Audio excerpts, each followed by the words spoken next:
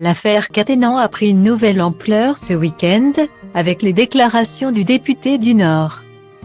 Adrien Caténan, figure de la France insoumise et fidèle lieutenant de Jean-Luc Mélenchon, avait décidé de se retirer de ses fonctions de coordinateur du mouvement après la divulgation le 14 septembre 2022 de la main courante pour violences déposée par son épouse Céline. Désormais, le parquet de Lille a confirmé ce 19 septembre à l'AFP avoir ouvert une enquête dans le cadre de sa politique pénale volontariste pour le traitement des violences conjugales. Une enquête a été ouverte dès que le parquet a été informé du contenu de la main courante, a-t-il indiqué. Cette démarche s'inscrit dans le cadre d'une politique pénale volontariste pour le traitement des violences conjugales mise en place depuis de nombreuses années.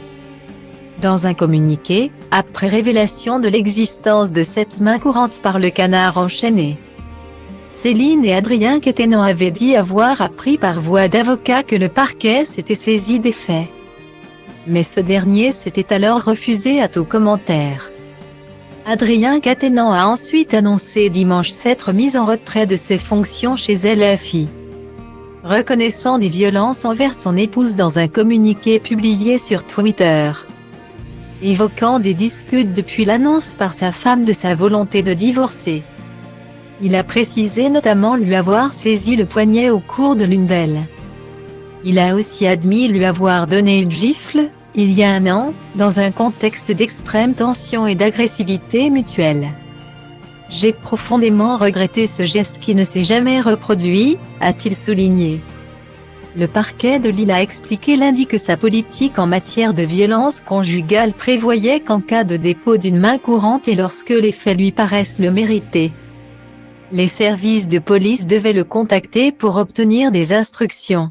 Le parquet décide régulièrement de diligenter une enquête nonobstant l'absence d'audition initiale de la victime lorsque les faits paraissent graves ou de nature à se reproduire, a-t-il précisé. Cette politique prévoit également qu'une association d'aide aux victimes soit immédiatement mandatée pour prendre attache avec la victime et l'inciter à prendre part à la procédure judiciaire. Aucune procédure en la matière n'est classée sans suite par opportunité, insiste le parquet, qui souligne que pour son bon déroulement, l'enquête dans cette affaire devait se tenir à l'écart de la scène médiatique. La France insoumise, qui fait de la défense des droits des femmes et la lutte contre les violences conjugales une priorité avec la NUP, est dans l'embarras depuis l'éclatement de ce scandale, qui succède notamment à celui de Taha Bouaf.